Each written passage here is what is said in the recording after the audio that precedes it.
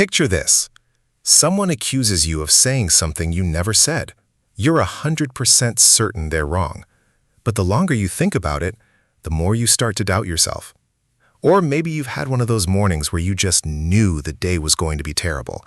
And it was. Not because of bad luck, but because your brain decided it first. Here's the thing. None of this makes you weak. None of this makes you irrational or broken. It's simply how the human brain was built. And the uncomfortable truth is this. Your brain lies to you. Every single day. Quietly, convincingly, and without asking your permission. But here's the good news. Once you understand how your brain works, you can start working with it instead of against it. That's exactly what we're going to explore today. Most of us go through life assuming that our brain records reality the way a camera does. That what we see, hear, and feel is an accurate picture of what's actually happening around us. But decades of psychology research tell a different story. Your brain is not a camera. It's a storyteller. Every single second, your brain receives millions of pieces of information from your environment. And because it can't process all of it, it does something fascinating. It filters, it selects, it fills in the blanks. And when there are gaps, it makes things up, based on your past experiences, your fears, your expectations, and your beliefs. Psychologists call these cognitive shortcuts, quick mental decisions that allow you to function in a world overflowing with information. But shortcuts come with a cost. Sometimes what you're absolutely convinced happened isn't what happened at all. Here's a simple example. Have you ever reread a text message 5 times, convinced the person was angry with you, only to find out they were completely fine? That wasn't the message being confusing. That was your brain finishing the story before the facts arrived. Now let's talk about the 3 most common ways your brain distorts reality, and I'd bet you'll recognize at least one of them. Lie number 1, confirmation bias. I only see what I already believe.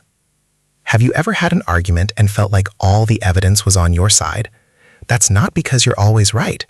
It's because your brain, without your knowledge, is quietly filtering out anything that challenges what you already believe and amplifying everything that confirms it. This is called confirmation bias, and what makes it so dangerous is how convincing it feels.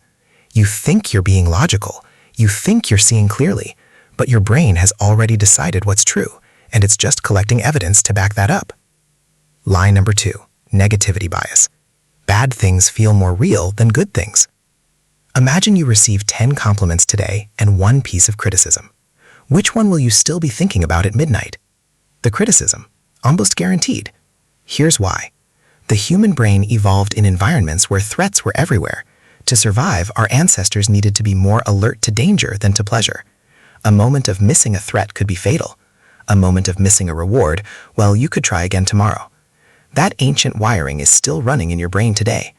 1 harsh comment online can undo 100 kind ones. 1 bad day can feel like proof that you're a failure, but it's not proof of anything. It's just your brain doing what it was designed to do, protect you, even when there's nothing to protect you from. Lie number 3, the spotlight effect. Everyone is watching me.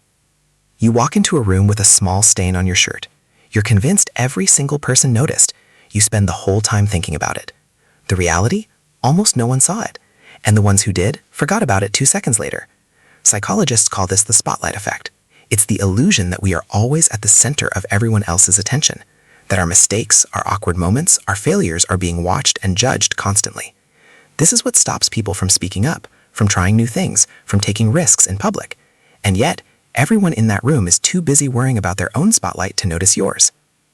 Before we get to solutions, there's something important I want you to understand. None of what we just talked about is a sign that something is wrong with you. These biases aren't flaws, they're features. Your brain evolved over hundreds of thousands of years in a world that was genuinely dangerous. Fast thinking, even imperfect thinking, kept our ancestors alive. Slow, careful thinking was a luxury they often couldn't afford. So your brain learned to make quick judgments, to assume the worst when something is uncertain, to hold tightly to existing beliefs, to stay hyper-aware of social threats. These were survival tools, and they worked. The problem is that we no longer live in that world. We're not being chased by predators, but our brains still react as if we are, except now the threat is an unanswered email, a passive-aggressive comment from a coworker, or a moment of silence in a conversation. Understanding this isn't an excuse to stop working on your thinking. It's permission to stop being so hard on yourself for having a human brain, and it's the starting point for real change. All right, let's talk about what you can actually do. Step 1. Pause and name it. Research from UCLA found something remarkable. When people put their emotions into words, literally saying or writing, "I feel anxious," or "I feel embarrassed," activity in the amygdala, the brain's fear center, measurably decreased. Naming an emotion reduces its power over you. So the next time your brain starts spinning a story, pause and ask yourself 2 questions. What am I actually feeling right now? And is what my brain is telling me a fact, or is it an assumption? You don't have to answer perfectly. The pause itself is the point. Step 2. Seek the opposite. When you're convinced something is true, challenge yourself to look for evidence that you might be wrong. Ask, what am I not seeing? What would someone who disagrees with me point to? What's the most generous interpretation of this situation? This isn't about doubting yourself constantly. It's about widening your view, so you're working with the full picture, not just the part your brain chose to highlight. Step 3. Zoom out. When something feels catastrophic, ask yourself, will this still matter in 5 years? In 5 months? In 5 weeks? This simple shift, what some researchers call temporal distancing, pulls your brain out of crisis mode and into perspective mode. Most of the things that feel like the end of the world today won't even make it into a story you tell next year. So here's what I want you to take away from this. Your brain is extraordinary. It processes more information in a single second than any computer ever built. It keeps you breathing, moving, thinking, and feeling, all at the same time without you having to ask. But it also has blind spots. It takes shortcuts. It tells stories. And sometimes those stories are beautiful, and sometimes they hold you back from seeing yourself and the world as they truly are. The goal isn't to distrust your brain. The goal is to know it better, so that when it starts whispering a story that doesn't serve you, you know exactly how to respond. Because here's the truth that psychology keeps coming back to. You are not your thoughts. You are the one observing them. And a good observer doesn't believe everything they see at first glance. Thank you for watching. If this resonated with you, share it with someone who might need to hear it today.